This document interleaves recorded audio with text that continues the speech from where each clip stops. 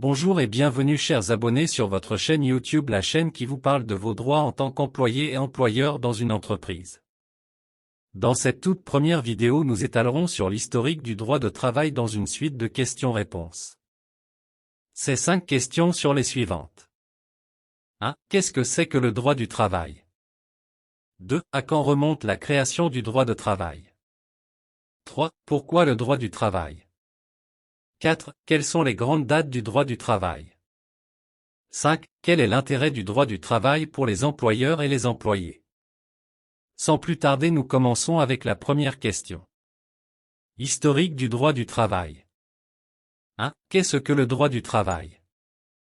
Le droit du travail est une branche du droit social qui réglemente l'ensemble des relations entre employeurs et salariés.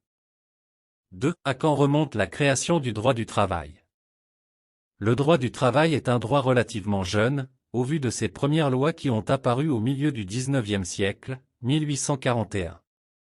3. Pourquoi le droit du travail? Dans les sociétés esclavagistes, la notion de relation professionnelle était dépourvue de sens parce que l'organisation du travail était régie par les principes de l'esclavage, le travailleur n'avait aucun droit, il suivait le bon vouloir du maître, à l'exception des collèges d'artisans des cités grecques et romaines soumis à des lois séculaires.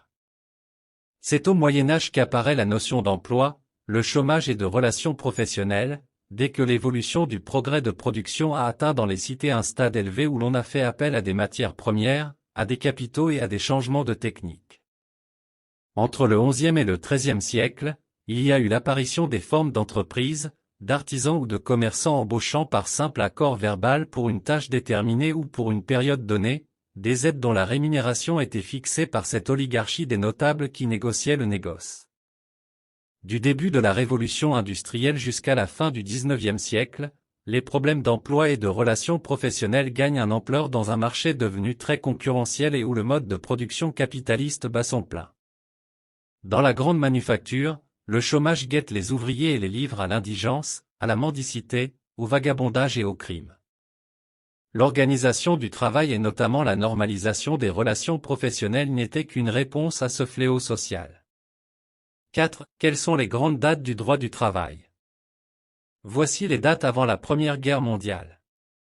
Les rapports de travail dans les territoires d'outre-mer étaient régis par un ensemble de lois adoptées à l'Assemblée nationale et des arrêtés et même de circulaires pris par le gouvernement français. La réglementation du travail était exclusivement de faire des États, en l'absence de toute norme internationale. Malgré l'abolition de l'esclavage, les travaux forcés ont été institués pour permettre les travaux d'intérêt général dans les territoires outre-mer. Maintenant, ceci sont les dates après la Première Guerre mondiale. La naissance de la Société des Nations SDN, et de l'Organisation internationale du travail OIT en 1919 va amener la puissance coloniale à prendre des textes pour la protection des travailleurs dans le monde. Ainsi, la réglementation du travail a connu une grande avancée en France et dans les territoires d'outre-mer, avec un particulier. La réduction des travaux forcés aux seuls travaux d'intérêt général par la Convention de l'Organisation internationale du travail en juin 1930. La réglementation des conditions de travail, c'est-à-dire au niveau du salaire, durée du travail, logement, nourriture, etc., par des décrets de 1922 et 1925. L'autorisation des travailleurs à signer des conventions collectives de travail, à désigner des délégués du personnel, et à former des syndicats du personnel, par les décrets de 1937. Mais, malgré ce progrès dans la réglementation du travail, les travailleurs autochtones des territoires d'outre-mer ne bénéficient pas des mêmes avantages que les Européens, notamment en matière de salaire et d'accidents de travail. La réglementation restait donc incomplète et discriminatoire. Après la conférence de Brazza de 1944. La réglementation du travail a connu un grand boom, et a instauré le principe d'égalité de non-discrimination entre les travailleurs. Ainsi 3 actions majeures ont été posées. À savoir la suppression définitive des travaux forcés par la loi du 11 avril 1946. L'institution d'une réglementation de la santé et de la sécurité au travail par le décret du 17 octobre 1947. La promulgation le 15 décembre 1952, de la loi numéro 52 à 1322 portant Code du travail dans les territoires d'outre-mer. 5. Quel est l'intérêt du droit du travail pour les employeurs et les employés? Le droit du travail clarifie et codifie les obligations et les droits des employeurs et des employés. Ce droit protège les droits des travailleurs, améliore la sécurité des travailleurs, empêche le travail des enfants et augmente le pouvoir de négociation des travailleurs par rapport à leurs employeurs. Voici en quelques mots l'historique du droit de travail.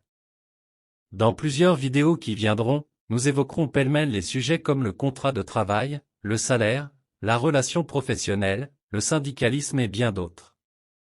Ces sujets seront traités dans nos vidéos selon vos préoccupations exprimées. Laissez donc vos questions dans les commentaires, et nous serons très heureux de vous apporter des réponses dans nos prochaines vidéos.